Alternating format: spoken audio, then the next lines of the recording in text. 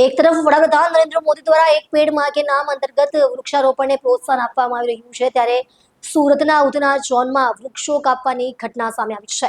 જોગણી માતાના મંદિરથી નવજીવન શોરૂમ તરફ જતા રસ્તા પર આવેલા 7 થી વધુ મોટા વૃક્ષો કાપી નાખવામાં આવ્યા હતા તેવો આક્ષેપ કરવામાં આવ્યો છે. સ્થાનિક સ્તરે એવો પણ આક્ષેપ છે કે આ વૃક્ષો કાપવા માટે સુરત મ્યુનિસિપલ કોર્પોરેશનની જરૂરી પરવાનગી લેવામાં આવી ન હતી. ઘટનામાં ઉધના ઝોનના અધિકારીઓ દ્વારા માત્ર 90,000નો દંડ ફટકારવામાં આવ્યો હોવાના કારણે પણ અનેક સવાલો ઊભા થયા છે. ખાસ કરીને આસપાસના વિસ્તારમાં અન્ય મોટા વૃક્ષો યથાવત હોવા છતાં આ ચોક્કસ વૃક્ષો જ કેમ કાપવામાં આવ્યા તે અંગે ચર્ચા શરૂ થઈ છે. બિલ્ડિંગના કામ સાથે સંકળાયેલા એક વ્યક્તિને પૂછવામાં આવતા તેણે કથિત રીતે કહ્યું હતું કે અમને વૃક્ષો નડી રહ્યા છે.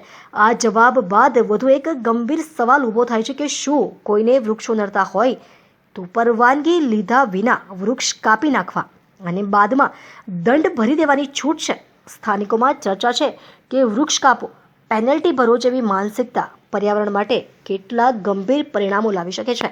આ મામલે સુરત મ્યુનિસિપલ કોર્પોરેશનના ડેપ્યુટી કમિશનર મીના ગજ્જરનો સંપર્ક કરવામાં આવતા તેમણે મને આ બાબતની જાણ જ નથી તેમ જણાવ્યું હોવાનું સામે આવ્યું છે.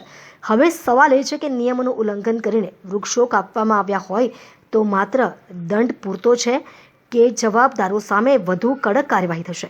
અને જો વૃક્ષ કાપવા માટે પરવાનગી જરૂરી હતી તો પરવાનગી વિના વૃક્ષો કાપી નાખવામાં આવ્યા ત્યાં સુધી સંબંધિત અધિકારીઓને કેમ જાણ ન થઈ?